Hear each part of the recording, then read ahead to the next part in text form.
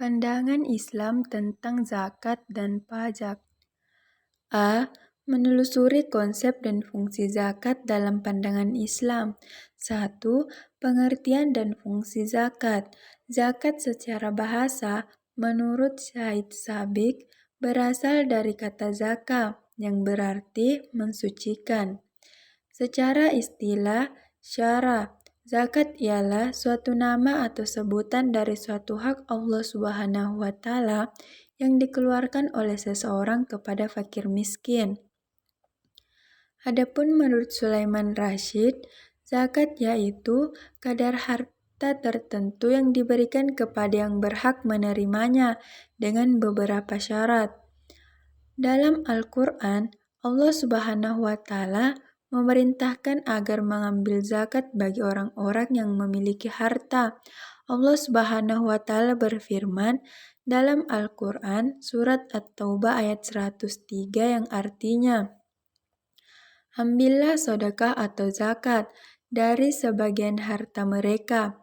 Dengan zakat itu, kamu membersihkan dan mensucikan mereka dan berdoalah untuk mereka. Sesungguhnya, doa kamu itu menjadi ketentraman jiwa bagi mereka. Dan Allah Maha Mendengar lagi Maha Mengetahui. Kata ambillah pada permulaan ayat tersebut adalah kalimat perintah yang ditunjukkan kepada Rasulullah SAW, di mana beliau selain sebagai Rasulullah juga sebagai ulil amri atau penguasa. Dari ayat Al-Quran di atas dapat dipahami bahwa zakat merupakan usaha mensucikan diri dari kemungkinan pemiliknya cinta berlebih-lebihan kepada harta dan dari kemungkinan memiliki harta kotor yang disebabkan bercampurnya harta yang bersih dengan harta yang menjadi hak orang lain dengan jalan memberi sebagian hartanya kepada orang yang berhak menerimanya. Zakat merupakan ibadah materi atau harta benda yang harus dikeluarkan oleh orang kaya untuk dapat memberikan pertolongan kepada orang miskin, sehingga mereka dapat memenuhi kebutuhannya atau memberikan bantuan guna kepentingan umum di tengah masyarakat. Dengan demikian, zakat memiliki fungsi yang besar, baik bagi muzaki maupun bagi mustahik, orang yang berhak menerima zakat. Bagi muzaki, zakat memiliki fungsi sebagai wujud dari ketaatan kepada perintah Allah dan sekaligus merupakan pembersihan dan pensucian harta yang dimilikinya dari harta milik orang lain, serta merupakan wujud kepedulian sosial dari orang yang mampu kepada orang yang lemah. Bagi mustahik, zakat memberikan harapan adanya perubahan nasib dan sekaligus menghilangkan sifat iri, dengki, dan prasangka buruk terhadap orang-orang kaya. Dengan zakat, jurang pemisah antara orang kaya dan orang miskin dapat dihilangkan. 2. Istilah zakat dalam Al-Quran dan hadis. Dalam Al-Quran, istilah zakat disebut dengan istilah sedekah. Kata sedekah adalah nama umum untuk sebuah pemberian yang terdiri dari pemberian yang bersifat materi dan non-materi. Pemberian materi terdiri dari zakat dan infak. Pemberian non-materi bisa dalam bentuk bantuan tenaga, pemikiran, mengajar, senyum, dan lain-lain. Imam Al-Mawardi dalam kitab Al-Ahkam As-Sulhaniyah halaman 113 mengatakan, sedekah adalah zakat dan zakat adalah sedekah. Keduanya berbeda nama, namun substansinya sama. Namun, dalam Al-Quran, tidak selalu kata sedekah berarti zakat. Kata sedekah bisa juga berarti pemberian biasa, mahar, dam, dan lain-lainnya. Misalnya, dalam Al-Quran, surat Al-Baqarah ayat 263, kata sedekah berarti pemberian biasa, perkataan yang baik, dan pemberi maaf lebih baik dari sedekah yang diiringi dengan sesuatu yang menyakitkan atau perasaan si penerima. Allah Maha Kaya lagi Maha Penyantun. 3. Landasan hukum zakat. Salah satu landasan Al-Quran tentang zakat terdapat dalam Al-Quran surat At-Taubah ayat 3, yang artinya, ambillah sedekah atau zakat dari sebagian harta mereka. Dengan zakat itu, kamu membersihkan dan mensucikan mereka dan mendoalah untuk mereka. Sesungguhnya, doa kamu itu menjadi ketentraman jiwa bagi mereka. Allah Maha Mendengar lagi Maha Mengetahui. B. Pajak menurut Islam. Dalam Al-Quran yang terdiri dari 30 juz, 114 surat, 74.499 kata, 325.345 suku kata, dan 604 halaman. Memang tidak ditemukan kata pajak, karena pajak memang bukan berasal dari bahasa Arab, melainkan berasal dari bahasa Jawa, yaitu azek, yang artinya pungutan tertentu pada waktu tertentu. Jangankan kata pajak, huruf P saja tidak ada dalam konsonan Arab. Untuk menyebut padang, misalnya orang Arab mengatakan badang, Liverpool disebutnya Liverpool. Namun, jika kita lihat dalam terjemahan Al-Quran, rupanya terdapat satu kata pajak, yaitu pada terjemahan Quran Surat At-Taubah ayat 29. Perangilah orang-orang yang tidak beriman kepada Allah dan tidak pula kepada hari kemudian, dan mereka tidak mengharamkan apa yang diharamkan oleh Allah dan Rasul-Nya, dan tidak beragama dengan agama yang benar atau agama Allah, yaitu orang-orang yang diberikan Alkitab kepada mereka, sampai mereka membayar zikyah atau pajak dengan patut sedang mereka dalam keadaan tunduk. C. Pajak untuk umat Islam disebut daribah atau beban. Padanan kata yang paling tepat untuk pajak adalah daribah, yang artinya beban. Mengapa disebut daribah atau beban? Karena pajak merupakan kewajiban tambahan atau tathawuh bagi kaum muslim setelah zakat, sehingga dalam penerapannya akan dirasakan sebagai sebuah beban atau pikulan yang berat.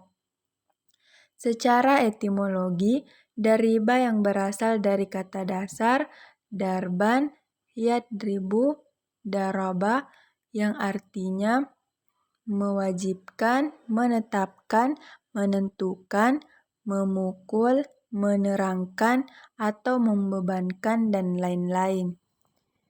D. Pendapatan negara menurut Islam.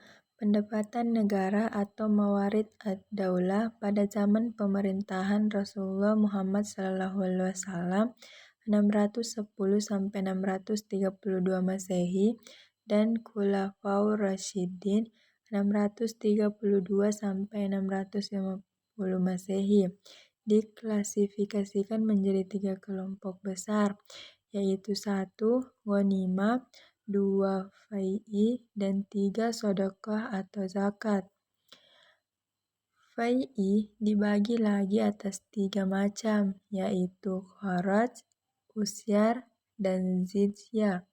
Berikut uraian tentang berbagai jenis pendapatan tersebut. 1.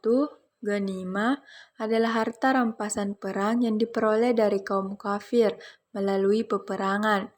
Inilah sumber pendapatan utama negara Islam periode awal. Yang kedua, fai'i adalah harta rampasan yang diperoleh kaum muslim dari musuh tanpa terjadinya pertempuran. Yang ketiga, kharaj adalah sewa tanah yang dipungut kepada non-Muslim ketika Khaybar ditaklukkan tahun ke-7 Hijriah.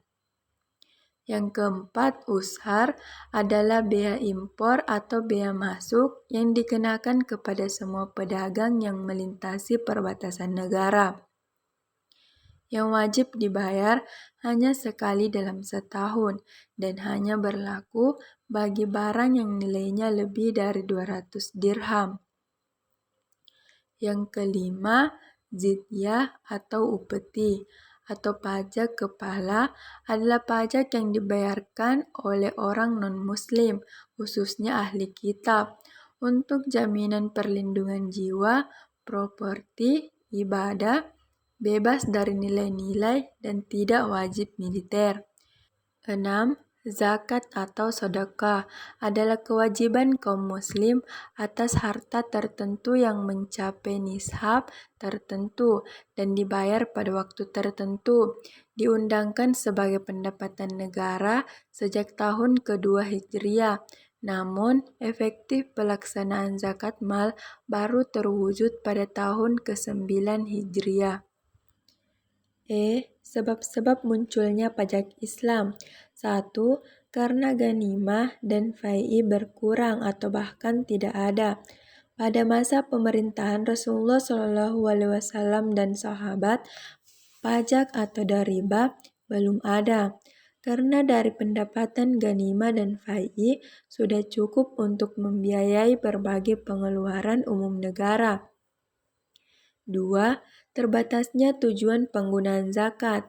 Sungguh pun penerimaan zakat meningkat karena makin bertambahnya jumlah kaum muslim, namun zakat tidak boleh digunakan untuk kepentingan umum seperti menghaji tentara, membuat jalan raya, membangun masjid, apalagi untuk non-muslim. 3. Jalan pintas untuk pertumbuhan ekonomi. Banyak negara-negara muslim memiliki kekayaan sumber daya alam yang melimpah seperti minyak bumi, batu bara, gas, dan lain-lain.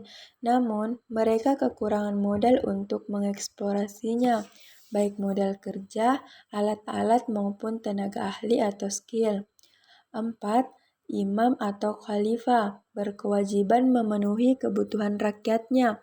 Jika terjadi kondisi kas negara atau baitul mal, kekurangan atau kosong karena tidak ada ghanimah dan fai'i atau zakat, maka seorang imam atau khalifah tetap wajib mengadakan 3 kebutuhan pokok rakyatnya, yaitu keamanan, kesehatan, dan pendidikan. Utang atau pajak. Jadi, dalam hal ini, khalifah atau imam, kepala negara punya 2 pilihan, yaitu utang atau pajak. Utang mengandung konsekuensi riba dan membebani generasi yang akan datang. Oleh sebab itu, pajak adalah pilihan yang lebih baik karena tidak menimbulkan beban bagi generasi yang akan datang. Inilah alasan-alasan yang memunculkan ijtihad baru di kalangan fuqaha berupa pajak atau riba. Hukum membayar pajak dalam Islam. Ulama berbeda pendapat terkait apakah ada kewajiban kaum muslim atas harta selain zakat. Mayoritas fuqaha berpendapat bahwa zakat adalah salah satunya kewajiban kaum muslim atas harta. Barang siapa telah menunaikan zakat, maka bersihlah hartanya dan bebaslah kewajibannya. Dasarnya adalah berbagai hadis Rasulullah SAW. Di sisi lain, ada pendapat ulama bahwa dalam harta kekayaan ada kewajiban lain selain zakat. Dalilnya adalah Quran Surat Al-Baqarah ayat 177, Al-An'am ayat 141, Al-Ma'un ayat 4-7, Al-Maidah ayat 2, Al-Isra ayat 26, An-Nisa ayat 36, Al-Balaq ayat 11-18, dan lain-lain. Landasan hukum pajak menurut Islam, pajak atau dariba. Pajak atau dariba dalam Al-Quran dilandaskan dasar hukumnya pada Al-Quran, Quran Surat Al-Baqarah ayat 177, yaitu artinya dan memberikan harta yang dicintai. Ayat ini memerintahkan kaum muslim untuk memberikan harta selain zakat. Pendapat ini didukung antara lain oleh Abu Zahra, Imam Al-Ghazali, Said Hawa, Said Sabiq, atau Fiqhus Sunnah, Kitab Zakat, halaman 281. B. Al-Quran, Quran Surat Al-An'am ayat 141, yaitu tunaikanlah haknya di hari memetik hasilnya. Pendapat ini dikemukakan oleh Ibnu Hazm dalam kitabnya Al-Muhalla, Kitab Zakat, halaman 241. C. Al-Quran Quran Surat An-Nisa ayat 59, yang artinya, hai orang-orang yang beriman, taatilah Allah dan taatilah Rasul-Nya, dan ulil amri atau perintah di antara kamu.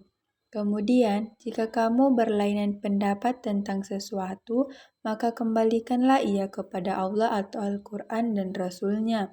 Jika kamu benar-benar beriman kepada Allah dan hari kemudian, yang demikian itu lebih utama bagimu dan lebih baik akibatnya. D. Dalam hadis Rasulullah SAW menjelaskan, Rasulullah SAW bersabda, di dalam harta terdapat hak-hak yang lain di samping zakat. Hadis riwayat Tirmizi dari Fatimah binti Qaisra, Kitab Zakat bab 27, hadis nomor 659 sampai 660, dan Ibnu Majah, Kitab Zakat bab 3, hadis nomor 1789. I. Definisi pajak menurut pandangan Islam. Definisi pajak menurut pandangan Islam, menurut Yusuf Kardawi, pajak adalah kewajiban yang ditetapkan terhadap wajib pajak yang harus disetor kepada negara sesuai dengan ketentuan, tanpa mendapat prestasi kembali dari negara, dan hasilnya untuk membiayai pengeluaran-pengeluaran umum di satu pihak dan untuk merealisasi sebagian tujuan ekonomi, sosial, politik, dan tujuan-tujuan lain yang ingin dicapai oleh negara. J. Analisis perbedaan dan persamaan zakat dan pajak. Zakat adalah rukun Islam yang langsung bersentuhan dengan aspek-aspek sosial kemasyarakatan. Orang yang berzakat dengan baik, dengan ikhlas, insya Allah dia akan menjadi orang yang soleh.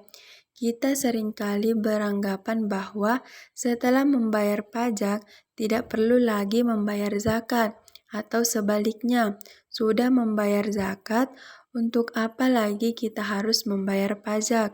Memang ada banyak kesamaan antara pajak dengan zakat, tetapi tidak bisa dipungkiri bahwa antara keduanya tetap ada perbedaan yang hakiki, sehingga keduanya tidak bisa disamakan begitu saja. Persamaan zakat dengan pajak adalah sebagai berikut. 1. Zakat dan pajak bersifat wajib dan mengingat atas harta penduduk suatu negeri apabila melalaikannya terkena sanksi. 2. Zakat dan pajak harus disetorkan pada lembaga resmi agar tercapai efisiensi penarikan keduanya dan alokasi penyalurannya. 3. Dalam pemerintahan Islam, zakat dan pajak dikelola oleh negara. 4. Tidak ada ketentuan memperoleh imbalan materi tertentu di dunia. 5. Dari sisi tujuan ada kesamaan antara keduanya, yaitu untuk menyelesaikan problem ekonomi dan mengentaskan kemiskinan yang terdapat di masyarakat. Sekian, terima kasih.